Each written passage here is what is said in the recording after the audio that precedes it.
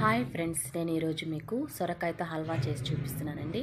అది ఎలా చేయాలో చూసేయండి. మరి ముందుగా సొరకాయ తీసేసుకుందాం. దాన్ని మనం తురిమేద్దామండి. నీట్గా తురిమేసి బాగా ఒక క్లాత్లో వేసి వాటర్ బాగా పిండేద్దాం.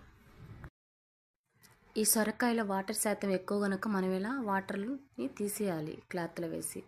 అప్పుడైతే అది తొందరగా కుక్ చేసుకోగలుగుతాం. లేదంటే వాటర్ ఎక్కువగా వస్తూనే ఉంటుంది, చాలా లేట్ అవుతుంది కుక్ అవ్వడానికి కూడా.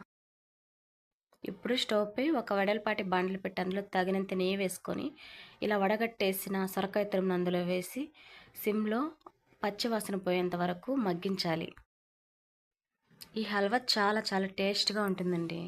ఇది కాస్త పచ్చివాసన పోయి బాగా మగ్గిన తర్వాత ఇందులో మనం తగినంత చక్కెర కూడా వేసుకోవాలి.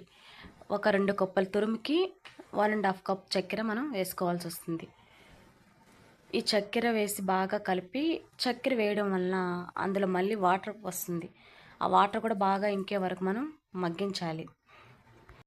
మన ఇంట్లో జరిగే చిన్న చిన్న ఫంక్షన్లకి ఇది మనం ఇంట్లోనే ఈజీగా చేసేసుకోవచ్చండి. మన పిల్లలు కూడా చాలా చాలా ఇష్టంగా తింటారు. ఇది చాలా టేస్ట్గా ఉంటుంది కాబట్టి. ఇప్పుడు ఇందులో మనం ఫుడ్ కలర్ వేసుకుందాం. మీరు ఏ రంగు ఫుడ్ కలర్ అయినా వేసుకోవచ్చండి. నా దగ్గర ఈ ఆరెంజ్ ఉంది కాబట్టి నేను ప్రస్తుతానికి ఆరెంజ్ కలర్ వేశాను. ఇది వేసి వాటర్ అంతా ఇంకే వరకు బాగా మగ్గించి, ఇప్పుడు తగినన్ని పాలు వేసి కూడా బాగా కలపాలండి. ఇదిగో ఈ పాలలో కూడా కాస్త బాగా మగ్గించాలి. యాలకుల పొడి ఫ్లేవర్ కోసం వేస్తున్నాను. అంతేనండి, రెడీ అయిపోయింది. ఇప్పుడు మనం జీడిపప్పు ద్రాక్షతో గార్నిష్ చేసేసుకుందాం. ఇది చాలా చాలా టేస్ట్గా ఉంటుంది, తొందరగా అయిపోతుంది. ప్రతి ఒక్కరూ ట్రై చేయండి, చాలా చాలా బాగుంటుంది. ప్లీజ్ లైక్, షేర్ చేయండి.